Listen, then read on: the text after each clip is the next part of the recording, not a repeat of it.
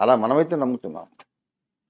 దానికి మన ఆధారాలు మనకున్నాయి. అదేమిటంటే అంత్యదినములలో దేవునికి ప్రీతికరమైన సేవ ఏమిటంటే యెజబెలు కార్యాలను సంఘములో లేకుండా లయము చేయడమే.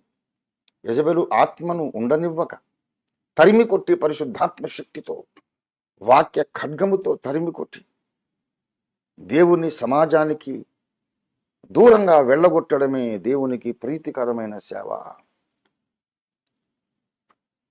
ఆ ఒక్క పని చేయకుండా, యెజబెలును దూరంగా వెళ్ళగొట్టే ఒక్క పని చేయకుండా ఇంకా ఎన్ని పనులు చేసినా, ఎంత సేవ చేసినా, ఎంత మంచిగా నడుచుకున్నా, ఎంత విశ్వాసం కలిగి ఉన్నా, ఎన్ని క్రియలు కలిగి ఉన్నా, ఎంత ప్రేమ సహనము కలిగి ఉన్నా మన ప్రభు హర్షించడు ఈ ఒక్క పని మనం చేయకపోతే అని మనం నేర్చుకున్నాం. లేఖనమే నేర్పించింది.